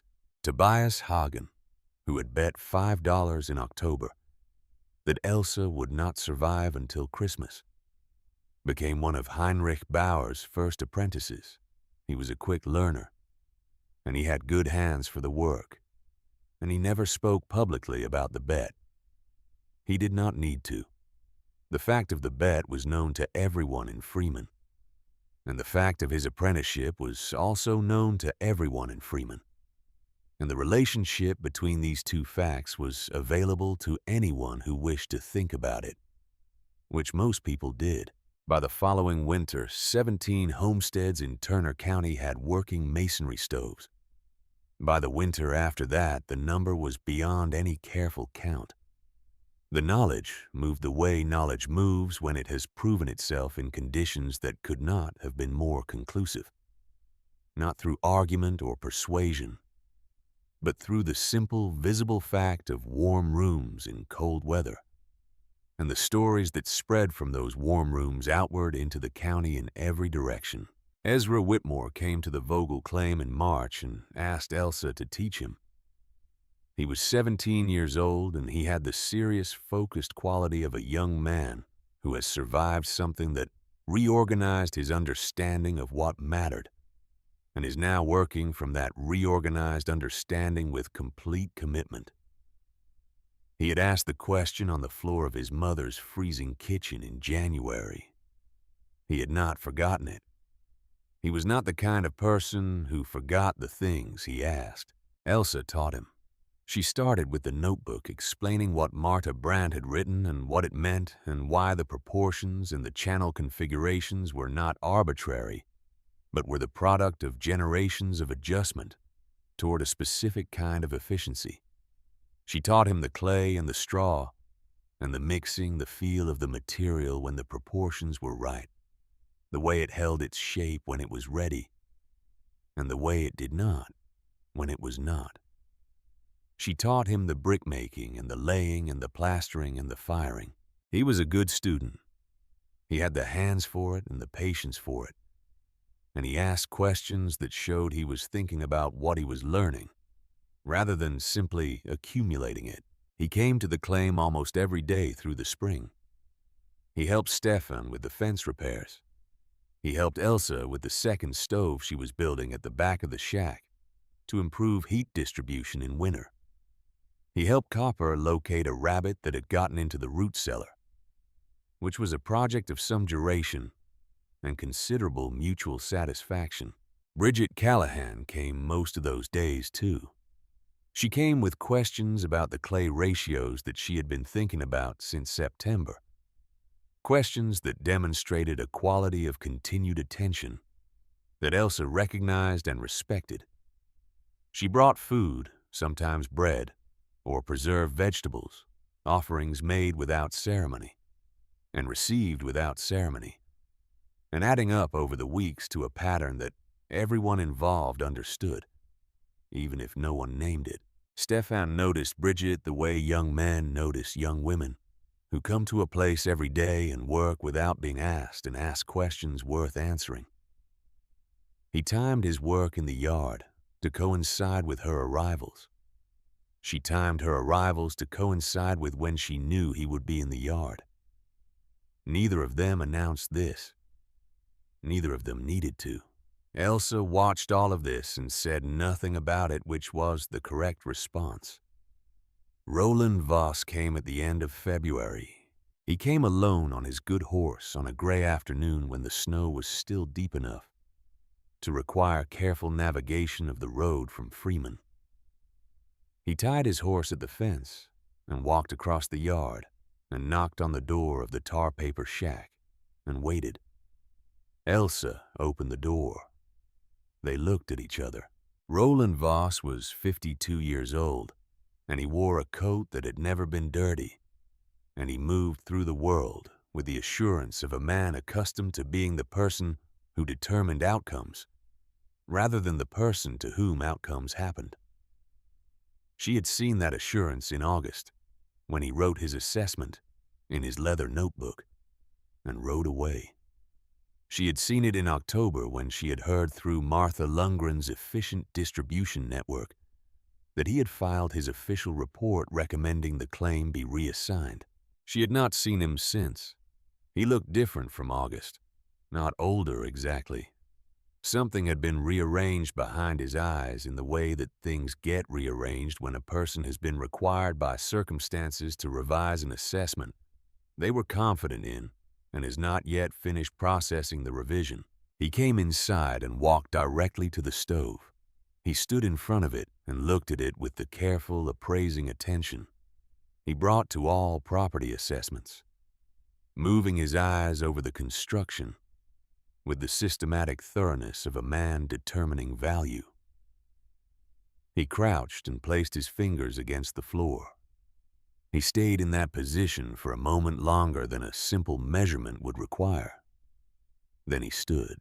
He walked around the perimeter of the room, slowly looking at the walls and the window, and the way the space was organized around the central heat source. He knocked on one of the bricks with his knuckle, a craftsman's tap, listening to the sound it made. He wrote something in his leather notebook. Elsa watched him do all of this. She stood near the table with her hands at her sides, and she watched him with the expression she had been wearing in one version or another since August. Stefan stood near the wall. Copper sat beside the stove and watched Voss with the amber-eyed calm of a dog who has taken his measure and is not impressed but is also not concerned. Voss finished his circuit of the room. He closed his notebook. He stood by the door for a moment. He was 52 years old, and he had been the land agent for Turner County for 11 years, and he had filed several hundred reports. In that time, assessments and determinations and recommendations. The official record of his professional judgments about land and the people who tried to work it. He had been right often enough to trust his assessments. He had been wrong occasionally enough to understand that correction was sometimes necessary. He looked at Elsa Vogel. He looked at her with the eyes of a man doing the arithmetic that men of 52 sometimes do, the private accounting of what has been assessed incorrectly, and what that incorrect assessment cost, and what the accurate assessment would have produced if it had been made in August instead of now. He did not apologize. Men of his type did not traffic in apology. They dealt in correction. The precise administrative correction of a record that needed to be updated, the quiet adjustment of the official account to reflect what the evidence now required it to reflect. Improvements adequate, he said. Claim valid. He put on his hat. He went out. The door closed. Elsa stood in the center of the room and heard his horse moving away through the snow, and she was quiet for a moment. Then she went to the shelf where she kept the notebook. She took it down and held it in both hands, the cracked leather warm from the shelf near the stove. the pages soft from decades of handling by the hands of women who had believed the information inside was worth protecting. She thought about what it would mean to Marta Brandt to know that her notebook had crossed an ocean and 3,000 miles of American prairie and had kept 9 people alive through the worst blizzard in the history of the Great Plains, and had produced 2 words from the official authority of Turner County, Dakota Territory. Claim valid. Not the words Marta would have chosen. Not the acknowledgement that a different kind of story would have arranged for this moment. But words that meant the land was theirs. Words that meant the future was theirs. Words that meant the $43 in the wagon and the cracked stove and the 5 months of being told they would not survive had produced an outcome that could not be taken from them. Stefan said quietly that Voss had not apologized. Elsa put the notebook back on its shelf. She said she had not needed his apology. She had needed her land. The spring of 1888 came to Turner County with the particular quality of springs that follow. Serious things. A quality of being noticed and appreciated at a level that ordinary springs are not. The snow retreated from the hillsides and the creek came up and the prairie grass showed its first color. And people stood in their yards and looked at it with the particular attention that survival makes available to the human eye. Clara Whitmore built her stove in April. Elsa was present for the laying of the first 3 courses, and then she stepped back and supervised at a distance, while Clara completed the rest herself. The work was careful and patient, the hands of a woman who had decided to understand a thing rather than merely possess it.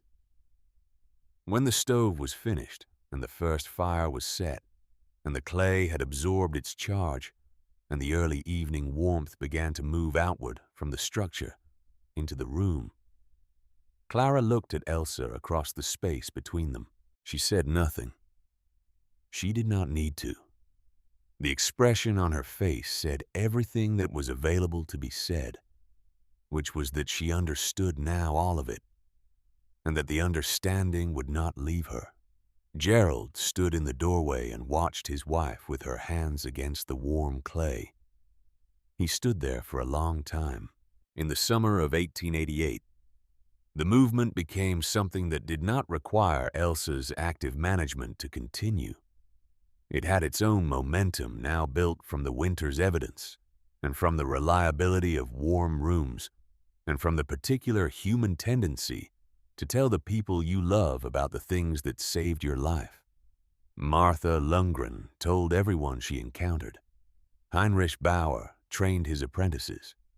Clara Whitmore taught the women from the church.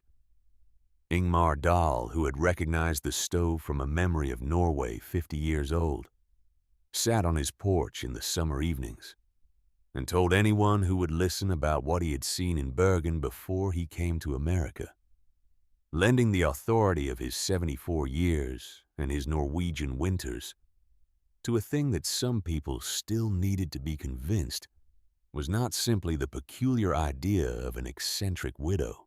The stoves spread through Turner County and into the neighboring counties over the following years with the efficiency of knowledge that has proven itself in conditions that could not be argued with. Not everyone built one. Some people trusted their wood piles and their iron stoves and their 16 years of local experience, and some of those people were fine. But the ones who built the masonry stoves were warm in a way that was different from the warmth of an iron stove, steadier and more reliable and less dependent on the continuing supply of fuel. And that difference was felt by their families through every subsequent winter and spoken of and passed along. Ezra Whitmore and Bridget Callahan were married in the spring of 1890. The wedding was held at the church in Freeman, the same church where Father Calloway had given his October sermon about knowledge from pagan lands, and Father Calloway officiated with the particular warmth of a man who has made a significant error and has been paying close attention ever since to the opportunities for doing better. He spoke about wisdom that comes from unexpected places, He spoke about the pride that blinds a person to truth until something cold and serious arrives to clarify the situation. He spoke about the courage required to carry what your people have given you across a long distance and build it into the ground and trust that it will hold. Gerald Whitmore stood beside his son at the front of the church. He did not cry. His eyes were wet. He made no effort to address this. After the ceremony, he found Elsa alone for a moment in the yard of the church. He stood beside her and looked out at the Freeman Street and the spring light on the storefronts and the horses at the rail. He said he was glad his son had found a good woman. Elsa said she was glad too. He was quiet for a moment. Then he said something that he had been carrying since January, since the morning after the storm, when he had stood in front of the stove and said what he could say, and known that there was something else he could not quite reach. He said that Nellie would have liked her. He said it quietly. He said it in the tone of a man saying something that has been living inside him for a long time, in a place that does not have regular access to language. Elsa knew which Nellie he meant. She had seen the small stone in the churchyard.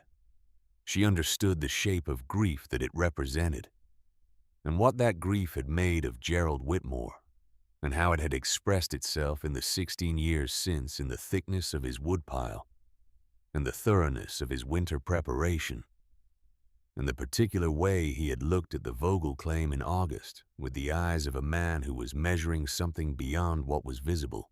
She said she would try to be the kind of person Nellie would have been glad to know. Gerald nodded once. Then he walked away. They never spoke of it again. But every time they met for the rest of his life, he looked at her in a particular way. A specific nod that was different from the general acknowledgement of neighbors. The nod of a man who knows he was wrong, and is grateful that being wrong did not cost him more than it cost him. Bridget kept the notebook. This was not a formal arrangement. It was not decided or discussed. It was simply understood the way certain things are understood between people who have paid attention to the same thing for long enough that they no longer need to explain it to each other. Bridget had been asking questions about the notebook since September of 1887. She had sat on the floor of the Vogel shack through the blizzard and had listened to Elsa explain the principles to Father Calloway, and to Mercer and to Gerald and to anyone else who came and asked. And she had understood each explanation at a level that went beyond the information itself, into the structure beneath it. The way a person understands a language when they have learned it, rather than when they are simply listening to it. She added her own notes in the margins of Marta Brandt's pages. Observations from the Dakota winter's adjustments she had found through trial and error, small improvements in the clay mixture that reflected what she had learned from building 4 stoves with her own hands in the years after the blizzard. She wrote her notes in English alongside the German script of a woman she had never met, and would never meet, the two handwritings coexisting on the yellowed pages with the comfortable familiarity of people who share a purpose across a distance. Her oldest daughter learned to read from both sets of notes, the German first, because Elsa taught her the English because Bridget did. She added her own observations in the margins of her mother's margins. The notebook grew thicker. The knowledge grew more specific and more tested and more alive. When Bridget died, she left the notebook to her oldest daughter, who left it to her daughter, who left it to hers. The handwriting on the pages spans 4 generations now, German and English, and the careful observations in between the accumulated understanding of women who had built fires and tested clay and felt the warmth coming back from what they had built, pressing their hands against surfaces in the particular way that you press your hand against something you need to know is real. The knowledge is still alive. It has been alive since before any of them were born. and it will be alive after the last of them is gone. Stefan Vogel married in 1892, 2 years after he proved up the homestead. His wife came from a German settlement in the southern part of the county and arrived with her own knowledge of making things last through hard seasons. And she and Elsa recognized each other immediately, with the recognition of people who have learned similar things from different sources and are glad to find the other side of the conversation they have been carrying on alone. Stefan died in 1908. Elsa missed him every day after that, with the specific missing of a person who has lost the one who understood the work from the beginning, who had picked up the bucket without argument in August of 1887 and walked to the creek bank and started digging because she had asked him to. She missed the quiet of him. She missed the particular way he had of looking at a problem before he touched it, as if measuring it against something internal that she could not see. Elsa Vogel died in January of 1912. She was 88 years old. The month was appropriate. January had defined her in ways that no other month could claim. She died on a morning when a new storm was building from the northwest, the kind that she had been reading for 65 years from the quality of the air and the particular behavior of the light on the horizon, and the windows of the farmhouse that had replaced the tar paper shack decades earlier were frosted at their edges, and the fields outside were white and still under a sky that had made its decision about what the day would be. The masonry stove in the kitchen was warm. The people who had become her family were with her. Not family by blood in most cases. Family by clay and fire, and the particular bond that forms between people who have survived something together and have never stopped building since. Ezra Whitmore had died 2 years before, and she missed him with the steady ache of someone who had lost a student who had become something beyond a student, a person who carried the work forward with his own hands and his own intelligence, and who had brought to it the specific devotion of a man who understood what it had saved him from and was grateful every winter for that knowledge. He had built 11 stoves with his own hands over the years, and had trained other people to build more, and had carried the notebook's principles into the next generation with the faithfulness of someone who had been given something real and understood the weight of it. His daughter was sitting beside Elsa on the morning she died. Ezra and Bridget's oldest child, 22 years old, with her grandmother.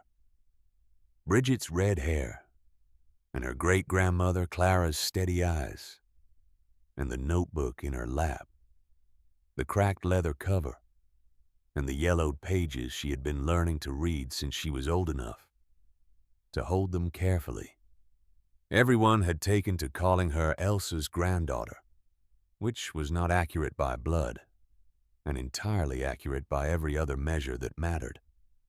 She had been sitting beside the stove in the Vogel kitchen, learning to mix clay since she was 3 years old. The notebook would be hers when the morning was done. She asked if there was anything Elsa wanted to say. Elsa looked at the ceiling for a moment. She looked at the frost on the inside of the window, the pattern of crystals that formed at the boundary between the warmth inside and the cold pressing against the glass, the particular delicate beauty of things that exist exactly at the edge between two states. She thought about August of 1887, and the yard full of drying bricks, and the sound of Martha Lundgren clicking her tongue as she rode past. She thought about the rope tied to her wrist in the blizzard, and the warmth of Stefan's arm when she found him in the white. She thought about 2 words spoken from a doorway by a man who could not bring himself to say more, but who had given her in those 2 words everything she had needed. She thought about her great-grandmother, Marta, writing in a notebook on the Ukrainian steppe with the intention that someone would read it someday and find it useful. Marta had not known who would read it. She had not known it would cross an ocean, or that it would be carried to Dakota Territory in a wagon, or that it would be used to build a stove that kept 9 people alive through a blizzard that killed 200 others. She had written it down because she knew it was worth writing down, because she believed that what she had learned was worth carrying forward, because she understood that the most durable thing a person can leave is not a building or a field or a sum of money, but the knowledge of how to survive. Elsa said her last words in German. Der Boden ist warm. The floor is warm. Then she closed her eyes. They buried her in the Freeman churchyard, in a grave near the stone that marked Nellie Whitmore, who had died in 1881, and whose death had set in motion a sequence of events that had brought Gerald Whitmore to the door of a tar paper shack in January of 1888, and had resulted in, among other things, the warm floor that kept Clara's hands from losing their fingers, and the knowledge that spread through Turner County and beyond, and the notebook that continued to be carried forward by the people who inherited it. The inscription on her stone is in German and English both, because she had lived in both languages and had given something to both. She knew how to stay warm. Copper had died in the spring of 1901, 14 years old. A remarkable age for a dog of his size and history. He had survived the blizzard and 14 Dakota winters after that. He had watched Stefan and Elsa grow from people with $43 and an uncertain future into people with a proved-up homestead and a working farm and a place in Turner County that no one could reassign and no one could take and no one could evaluate with a leather notebook and 2 dismissive words. He had died on a January morning on the floor beside the kitchen stove, which was where he had always slept, his chin on his paws, and his eyes closed in the expression of a dog who is exactly where he is supposed to be, and has decided that this is sufficient. Elsa had sat down on the floor beside him when she found him, and had put her hand on his head, and stayed there for a long time. She had not cried. She had already learned that lesson. She had carried it privately the way she carried all the private things, like a stone in her pocket. Present always part of the weight she had become accustomed to. Stefan had carved the headstone himself in the corner of the yard, under the oak tree, that had been a sapling when they arrived and was now large enough to provide shade in summer. He had carved it with the same patient attention he brought to all the things he built, taking his time making it right. It said simply, Copper, the best listener. The oak tree is still there. The farmhouse that replaced the tar paper shack has been modified and expanded several times over the decades and is still occupied. The masonry stove that Elsa built in the autumn of 1887 from Dakota clay, and the notebook of a woman who died on the Ukrainian steppe before any of the people it saved were born, was replaced by a newer stove in 1903, and a newer one after that, each built on the same principles, each fired from the same source of knowledge. The cracked leather notebook adding pages with each generation. The floor has always been warm. It was warm on the morning of January the 15th, 1888, when Thomas Mercer knelt on the packed earth and felt the heat coming up through it, and could not account for what he was feeling. It was warm the morning Elsa died in 1912, with the frost on the window and the storm building from the northwest. It has been warm through every winter since, in one form or another, in one house or another, wherever the knowledge traveled, and wherever the hands that received it built what they had been taught to build. That is what she left, not the $43 which were spent, not the wagon which did not survive another year, not the tar paper shack which was replaced and then replaced again, and then finally taken down when the farmhouse no longer needed it. What she left was the knowledge. The understanding of how to take what the earth offered and use it with intelligence rather than with volume to be smarter than the cold, rather than louder than it, to build something that worked. Not because you had more than the problem, but because you had understood it more completely. She left the notebook which is still being read. She left the floor which is still warm. She left the specific and durable proof that what your people knew is worth carrying. That the distance from one continent to another does not diminish the truth of a thing.